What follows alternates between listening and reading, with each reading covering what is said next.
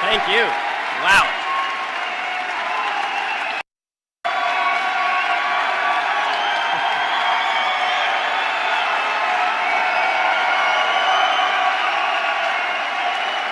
All right. Well, that is one hell of a welcome. I guess I'm moving to Nebraska. So number one, I want to thank TPUSA for putting together this event. I want to thank all of you for coming out. I want to thank the university for making sure that we could actually do the event and providing the security necessary to make sure that the event could happen. I only wish that they'd been more quick to ensure that TPUSA could have a chapter over the last couple of years. But that said, it's wonderful that all of you are here. I had heard a rumor there are some folks who are here who disagree and are intending on getting up and walking out partway into the speech. I would encourage you to stick around and listen. You may actually hear something from which you can learn, or at the very least stick around and ask questions afterwards so we can have a discussion.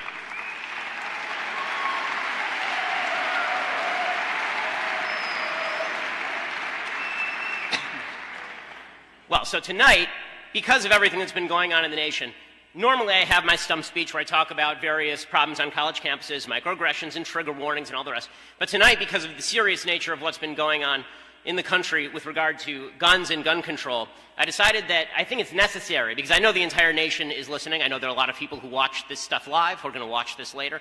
And I think it's important that we actually go through the nature of gun rights, the nature of the Second Amendment, and why it is vital that we preserve the right to keep and bear arms.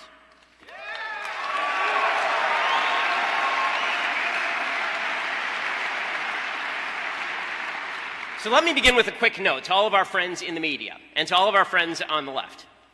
We do care when children are killed. We do care when innocent people are slaughtered. And this notion that if we disagree with you about gun control, this means we're on the side of the murderer is disgusting. Okay, the vast majority of people, I'm sure, in this room are supporters of gun rights. The vast majority of people in this room, I would venture to say everyone in this room, cares deeply and was wounded to the core of them over what happened in Parkland. We all care about innocent people suffering. The question is, how do we prevent that? And just because we disagree with the left on the best way to prevent the evil that happened in Parkland does not mean that we are uncaring or cruel or that we want to see children killed. And I don't care who makes that argument. I understand that there are a lot of people who were victimized in Parkland, people who are survivors of Parkland, and we have nothing but sympathy for them in the suffering that they went through. But being the victim of suffering does not give you the right to say disgusting things. And just because something bad happened to you doesn't mean that you get to go around and say about people who are law-abiding gun owners that they are in league with people who murder children. This makes you part of the problem, not part of the solution.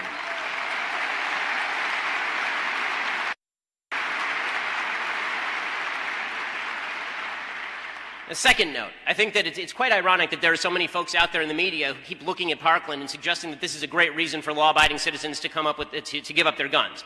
So the FBI was warned twice, they did nothing. The Parkland Department was warned about 39 times, they did nothing. There was an armed deputy on scene, he did nothing. There may have been 3 more armed deputies on scene, they did nothing. And the solution is I'm supposed to give up my guns to those people? That's the solution, that I'm going to give up my gun to those authorities? Listen, I love our law enforcement officers, but they can't be everywhere at once, and they can't do everything. Do get made, and holes are sometimes there in the system, and that is why it is imperative that for your own self-defense, there be a right to keep arms, to keep and bear arms. Okay, I want a gun to protect myself and my children and not rely on outsiders who have to arrive after the shooting has begun. Okay, so the way that I'm going to go through this issue tonight, on the Second Amendment, I'm going to go through 5 separate aspects of this issue. First, we're going to talk about the constitutional basis of the right to keep and bear arms, what the Second Amendment is actually about, what the Constitution says about it. Then we'll talk about the status of current law, about which the media seems completely unaware. People in the media keep saying things like, you can just walk into a gun shop and buy a gun and walk out. Absolute nonsense. People keep saying things on CNN like you can buy an automatic weapon, no problem. They don't know the difference between a semi-automatic weapon and an automatic weapon, obviously, because that's not the law. And so we'll talk about the status of current law. Then we'll talk about the real statistics on gun violence, where the problem is, what's happened with gun violence, is it going up or is it going down? We'll talk about the effectiveness of particular gun control solutions, and then finally, we'll talk about what we can do. So we're going to cover this comprehensively before we get to the Q&A, which I know is the fun part. But I think it's imperative that we actually get to some of the root issues here. So let's start with the Constitution of the United States. So there's this rumor that's been going around on the left, that the Second Amendment has lived past its use date. that it's expired. There's no reason for us to worry about the right to keep and bear arms anymore. Well, the right to keep and bear arms is undergirded by two separate rights, the right to personal self-defense and the right to protect your rights. So the right to self-defense pre-exists government. Thomas Hobbes, John Locke, philosophers who were respected by the Founding Fathers, particularly Locke, talked about the fundamental right of any human being being your right to self-preservation, your right to self-defense. And what Locke had to say about that was that when a government is formed, in a state of nature, you have the right to self-defense. When a government is formed, you don't give up that right to the government. Hobbes thought you gave up that right to the government. Now it was the government's job to protect you. Locke said it is the government's job to protect you, but that's just because the government can organize better. You do not give up your personal right to self-preservation when a government is formed. That right cannot be outsourced. It is inalienable. It's the right to life, liberty, property, according to John Locke, and as codified in the Declaration of Independence, life, liberty, pursuit of happiness. And it's the government's job to protect those rights, not to take away your own ability to protect your own rights. Okay, the right to protect your rights is the second right that is protected by the Constitution of the United States. Okay, the Declaration of Independence says, whenever any form of government becomes destructive of these rights, it is the right of the people to alter or to abolish it. And the founders were very clear that this right included the ability to have arms. Alexander Hamilton wrote glowingly about the ability of people to own arms in Federalist 46. He praised, quote, the advantage of being armed, which the Americans possess over the people of almost every other nation. He, like all the other founders, saw ownership of arms as a check on tyranny. So, you need guns for two reasons. One, somebody's coming into your house, you need to shoot them. And two, you have a tyrannical government, and you must have the arms available to form what they call in the Constitution a well-regulated militia to prevent government tyranny and to prevent foreign intrusion. Now, the question is, does this logic still apply? Well, obviously, the first logic still applies. If someone's breaking into your house, you still need to be able to shoot them. And very few people will argue this point. Even folks on the left will generally not argue this point. But they say, how can an armed population prevent tyranny? Obviously, the federal government, God forbid, the federal government were to go tyrannical, what could we do as armed citizens to stop any of that from happening? And the answer is, an armed citizenry is the greatest preemptive check on the government going tyrannical in the first place. Meaning the government knows that if they were to go tyrannical, it would be very difficult to disarm all the people of Texas. And one of the reasons that you have a right to keep and bear arms is so that the government cannot take away your right to keep and bear arms, in other words. As to the notion that an armed population can't stop a greater superpower, unfortunately, I would give the examples of Iraq, Afghanistan, Vietnam. The fact is that small arms can make all sorts of trouble for a larger, more well-armed enemy. And it is, again, worth noting that what it's really there for is the deterrent effect. And it has worked in American history before, sometimes for bad and sometimes for good. This is not to say that every use of arms against the government is a good thing. It is to say that if the government were to do something unquestionably evil, that the capacity of the people to stand up for that's a very important thing. And it does have an impact on public policy. Actually, the most recent example is what happened with the Bundy family, where you saw the Bundy family actually checking the excesses of the federal government, and then there was a mistrial in their trial. So basically, the federal government backed off. They were allowed to feed their cattle on what was public land, but they said they had a historic right to use that land. And there was essentially a hung jury. The jury said, okay, well, that's the right. And what happened as a result of all this? It was one factor in an election that brought about a president who decided to scale back the encroachment of the federal government into public lands. There's a history of that. That goes all the way back to the Whiskey Rebellion. And the Whiskey Rebellion, which took place in the late 18th century, that was an armed uprising against the federal government. It was put down. But the effect of it was that John Adams lost the presidency to Thomas Jefferson and the whiskey tax was repealed. So in other words, it's a little bit more complex than the resisting force has to defeat the invading force. It's more about the idea that the federal government knows the cost of doing things that are too terrible. And that still holds true. And it's held true throughout history. The idea that a democracy cannot go tyrannical is belied by virtually every democracy in the history of the world, most of which have gone tyrannical at some point or another. And just on a moral level, people should be able to defend themselves against tyranny. And my entire extended family, my grandparents moved here, my great-grandparents moved here, but their extended family remained in Europe. They were slaughtered by the Nazis. I'm not suggesting that if all the Jews in Europe had had guns, they would have been able to stop the Nazis, but I am suggesting they would have been able to kill a lot more of the bastards before things went bad.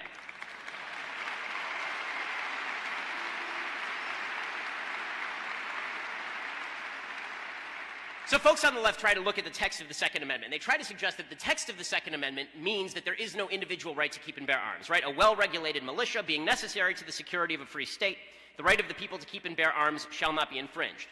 Well, that's a complete misread. Okay? The misread that the left puts on this is that you have to be a member of the militia in order for you to keep and bear arms. This is a complete misread of history. It is utterly untrue. The meaning of this amendment was not in the slightest doubt at the time of the Constitution. At the time of the Constitutional Convention, there are already 8 states that had their own Bill of Rights. All of them guaranteed an individual right to keep and bear arms.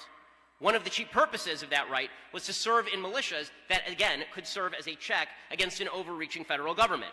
Virtually all of these state constitutions said the same thing. Here's Pennsylvania's. The people have a right to bear arms for the defense of themselves and their state. In New Hampshire, at the ratification convention for the Constitution, they passed this resolution. Congress shall never disarm any citizen unless such as are or have been in actual rebellion. The text of the Constitution is absolutely clear here. Every time the Constitution says the right of the people to do X, it is an individual right.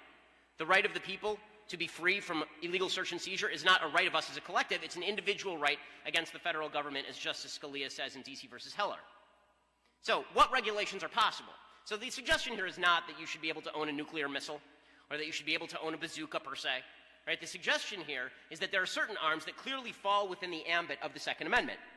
So the stupid idea that you've been hearing parroted on the media, that, for example, you don't have a right to a rifle under the Constitution of the United States, that you only have a right to muskets or flintlocks, and the weapons that were available at the time of the Second Amendment, this is just as stupid as saying that Twitter is not protected by the First Amendment because the founders didn't have the internet.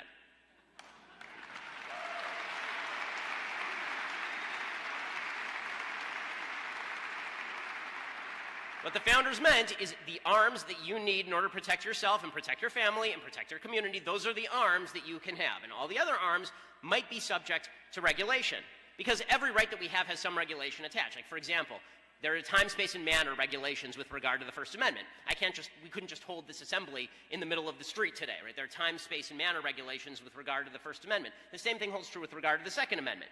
There are certain things that can be regulated. So Justice Scalia holds that we can regulate dangerous and unusual weapons, but not weapons that are in common use, which is the current legal standard under the Constitution of the United States. I think that's even a little bit narrow. I think what the standard probably should be is weapons sufficient but not necessary to effectuate the formation of a militia, meaning what weapons you would need to form a militia, but not necessarily every weapon you could possibly want to have. Like, what's the minimum necessary? So this raises the final question on the Constitution. Does the Constitution protect AR-15s? Now, the media has this bizarre obsession with AR-15s, as though AR-15s are the only type of rifle in existence. Number one, the AR does not stand for assault rifle, you morons. It stands for Armalite.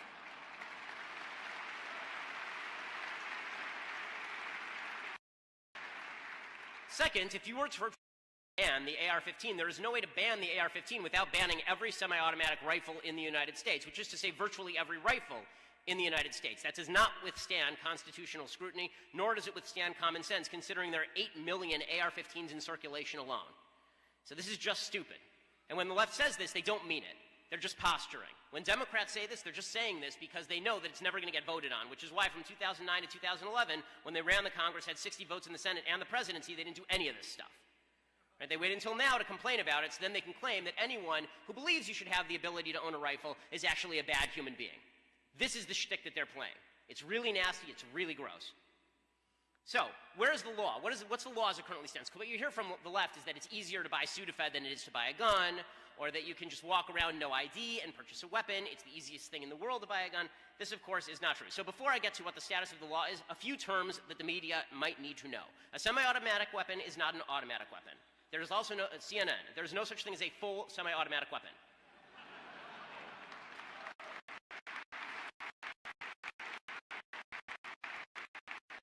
Semi-automatic weapon, for those who don't know, in the audience knows we're in Nebraska, right? We're not in California, where I live.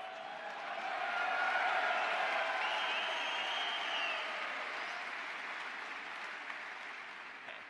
Note to all of the anchors at CNN, a semi-automatic weapon is a weapon that fires once when you pull the trigger once and chambers around. Okay, that's all a semi-automatic weapon is. An automatic weapon is you hold the trigger down and lots of bullets fire. This is not difficult. Stop misusing the terms. You sound stupid. When people say assault rifle, an assault rifle generally means a machine gun. These have been illegal in the United States essentially since 1986. Okay? Assault weapon is a term that means nothing. Assault weapon is a bizarre legal term of art that means that you add a couple of features to a normal rifle, so you can have a rifle that looks not scary and it's not an assault weapon, and you paint it black and you add a pistol grip and suddenly it's an assault weapon. which is why the assault weapons ban of 1994 made no sense and had no impact on gun violence in the United States. And silencers, the bunch of people who are arguing that silencers are super dangerous and acting like silencers do what they do in the movies, where it sounds like every time you fire a bullet. Okay, that's not what a silencer does. It is still just as loud as a jackhammer. Yeah. Okay, so here is what the law is right now. When it comes to assault rifles, when it comes to machine guns have been effectively banned in the United States since 1986. Technically, legal machine guns must be manufactured before 1986, and the government began keeping track of all sales and manufacture of machine guns in 1934. So it's been a little while since we've had to worry deeply about the threat of machine guns in the United States. Assault weapons were banned in 1994 under Dianne Feinstein's ridiculous law, and that had essentially no impact on overall gun violence by studies, since rifles typically are not used in crime anyway. Rifles are used far less often in crime than handguns are. As far as background checks, to legally buy a weapon, okay, again, there's no such thing as a gun show loophole. To legally buy a weapon from a federally licensed firearms dealer in the United States, you must show ID and you must go through a federal background check. The dealers send your information to the National Instant Criminal Background Check System. There is no loophole here for gun shows. The only quasi-loophole that exists is a private citizen selling a gun to another private citizen. In order to close that loophole, you would have to have a gun registry and identify every gun in the United States, which is probably unconstitutional and certainly is bad policy. Okay, fine. Okay, now let's get to the real gun violence statistics. So what we've been hearing is gun violence is constantly on the increase. People are being murdered on a scale that boggles the imagination. School shootings are increasing, and your child is, if not likely going to die, has a high likelihood of being shot at a school. This is not true.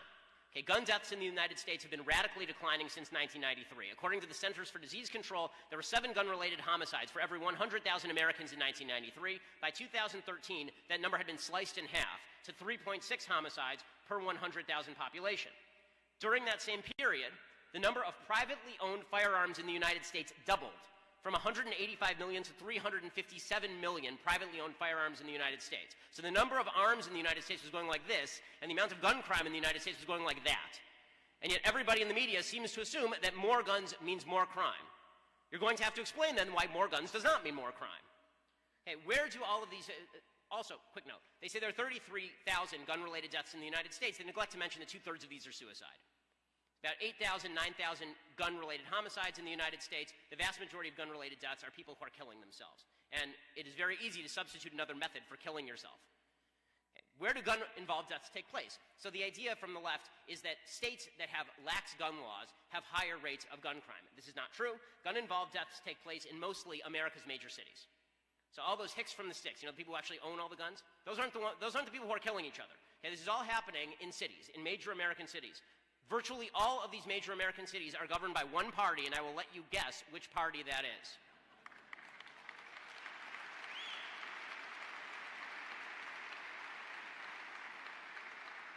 Almost 60% of all American firearm homicides occur in the 62 cities of the country's largest metros.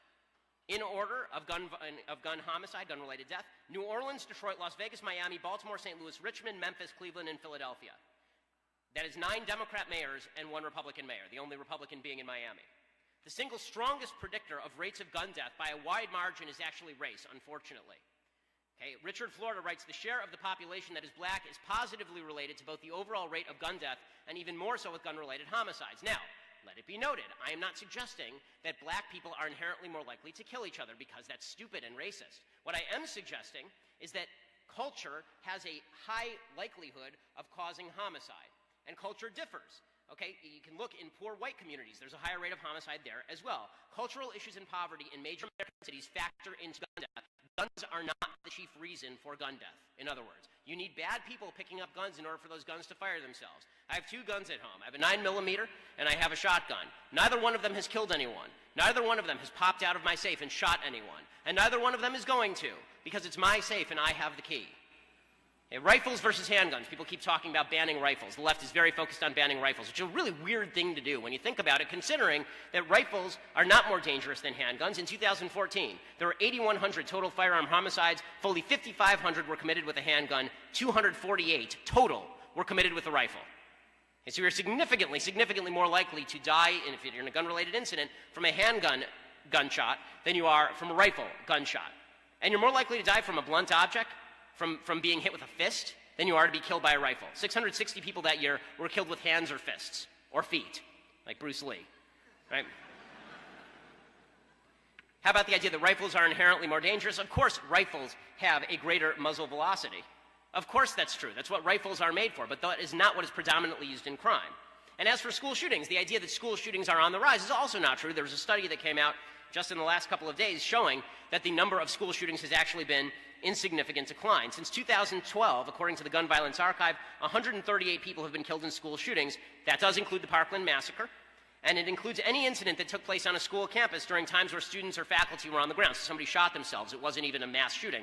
It's 138 people total. So between 15 and 20 people per year are killed on school grounds, which means that 2.6% of all youth homicides occur at school. Your child is about 40 times more likely to die from getting into your medicine cabinet or into some other household product than they are from being shot after you drop them off at school, as Leon Wolf points out over at the Blaze. And according to researchers at Northeastern University, mass school shootings are extremely rare. 4 times as many children were killed in schools in the early 1990s as they are today. None of this is to make light of anything that's happened.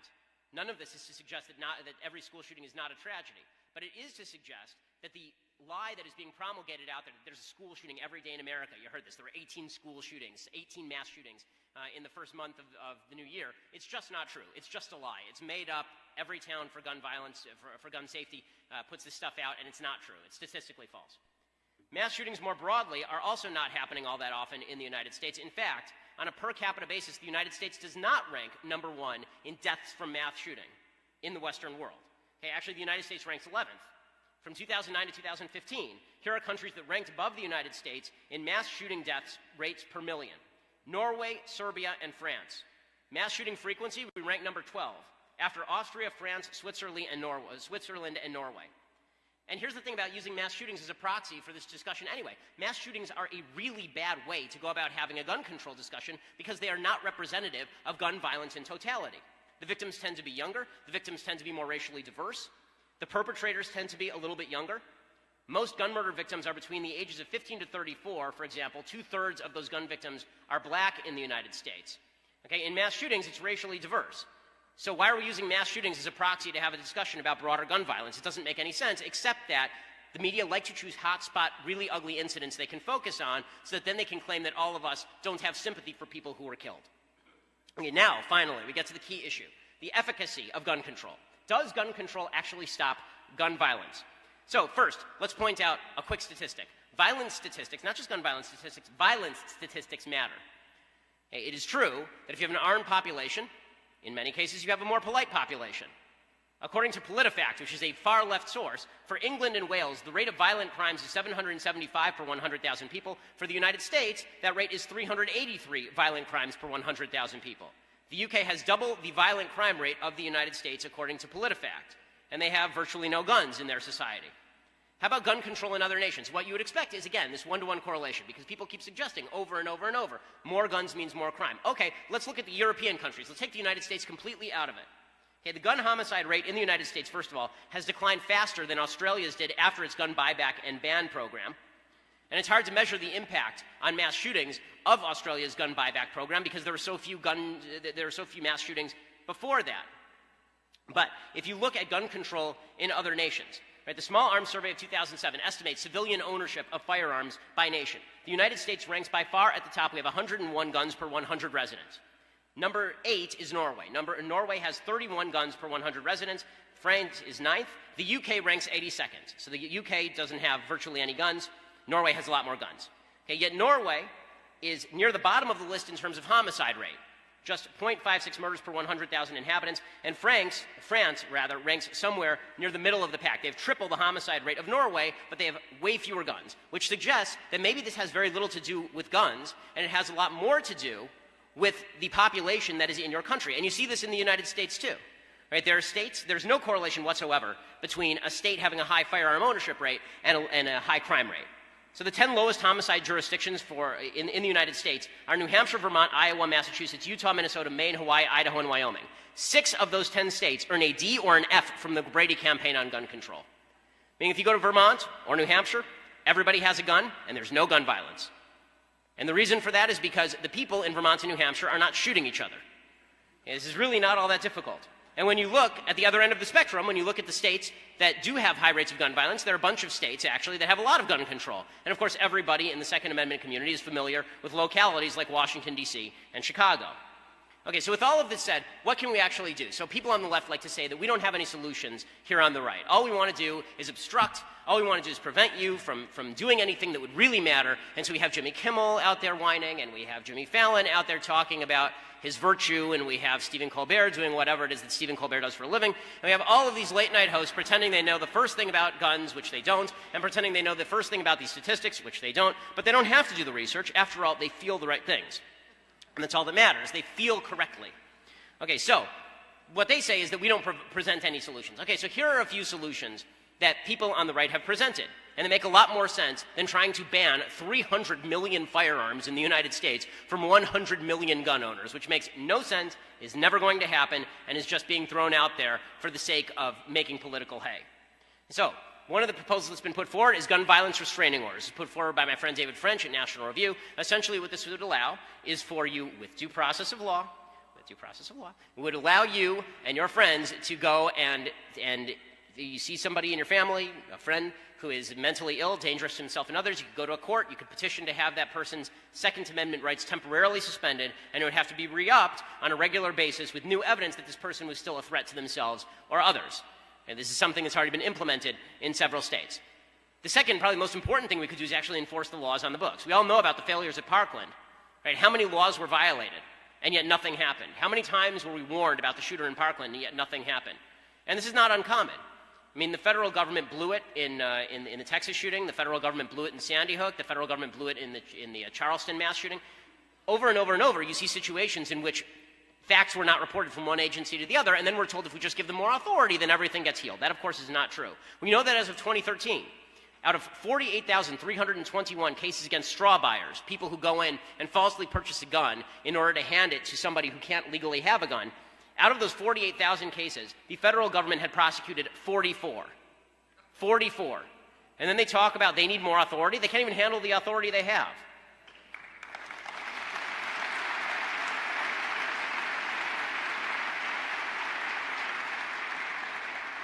As of 2013, there were 20,000 people in my stupid state, California alone, who were not legally allowed to own guns, but owned them anyway.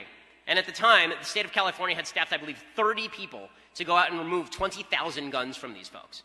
Good luck on that. Okay, states also are not reporting people who should be barred from owning and buying guns to the feds. 38 states submit less than 80% of the records that they are legally bound to submit to the federal government. Okay, so with all of this on the books, you need to actually enforce the laws on the books before you claim that you have a lack of authority. Hey, here's something else that can be done, and this is what I've called on the media to do. Studies suggest that mass shooters are generally egged on by media coverage. So over-the-top media coverage, lots of coverage of the shooter, using the shooter's name, using the shooter's picture, talking about every aspect of what the shooter wants you to talk about. This causes people to obsess, mentally ill people to obsess, and then to go out and commit mass shootings. So what we at the Daily Wire have done is we won't show the names and we won't show the faces and we won't talk about the identity of mass shooters.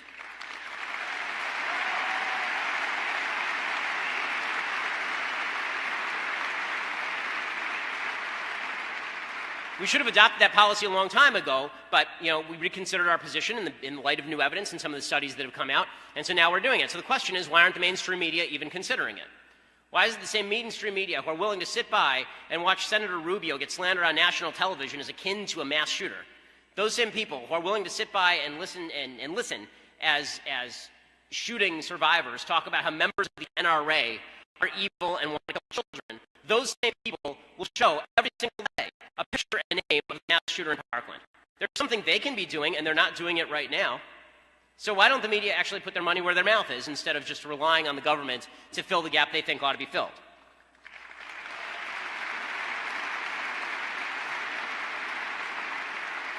Conservatives obviously have talked about heightened school security, from arming qualified teachers, not every teacher, qualified teachers. I mean, Coach Aaron Feist died throwing his body in front of bullets. It would have been better if he'd been armed. I think that's rather uncontroversial.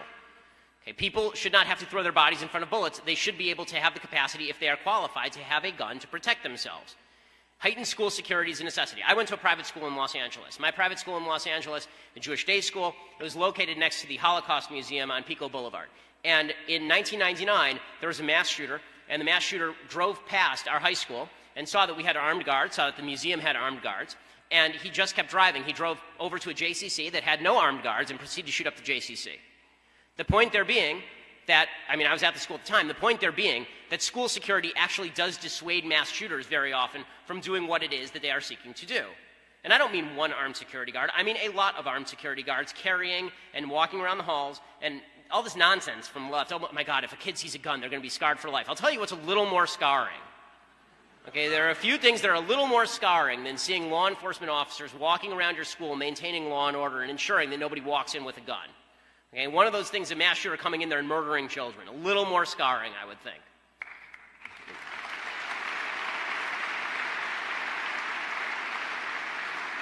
And finally, and this is a bigger issue, we do need a mass awakening with regard to morality in this country. One of the things that is creating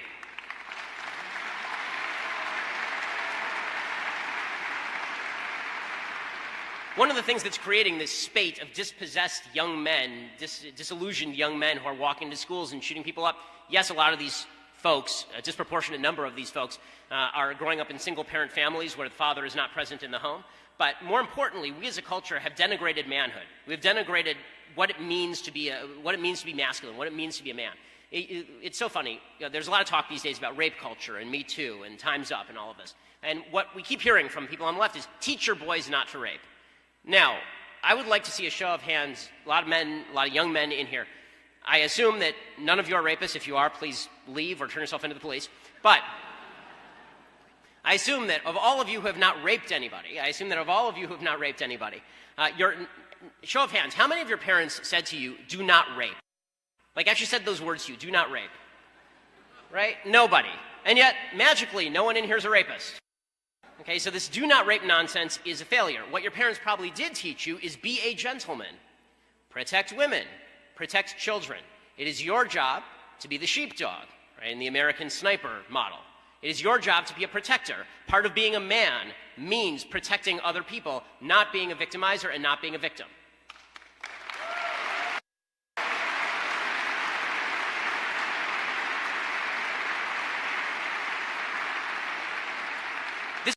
Conservatism needs a resurgence because morality and virtue have been completely lost in our public debate. These things have been put to the side. We've been told that the government can fill every gap. The government can save you from every bad thing that's going to happen to you. It can't.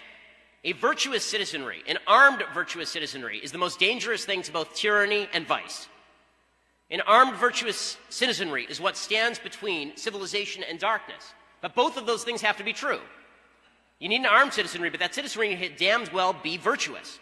And that's where it comes in. That's where we have to do better in teaching our own children. That's where conservative morality matters. That's where Judeo-Christian values matter.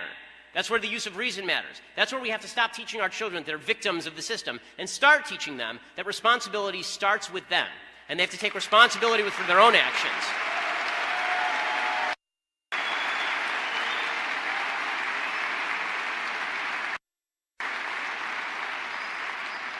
Virtually no evil human being in the history of the world has thought that they were an evil human being. Virtually every human being who is evil, who's done true evil to another human being, thinks that they were a victim. We need to stop growing a society of victims. We need to stop telling kids that they are victimized. We need to stop telling kids that they don't have an obligation to overcome whatever obstacle they are facing with our help, and then go forward and do something great, like protecting innocent people. If you don't give young men something valuable to do, they will do something very bad. I have a 2-year-old son. He does 2 things. He builds with his blocks, and he knocks them over. Okay, this is true of every man who has ever been created. Okay, men only do 2 things. They build or they destroy. And if we are not teaching young men to build, they will destroy.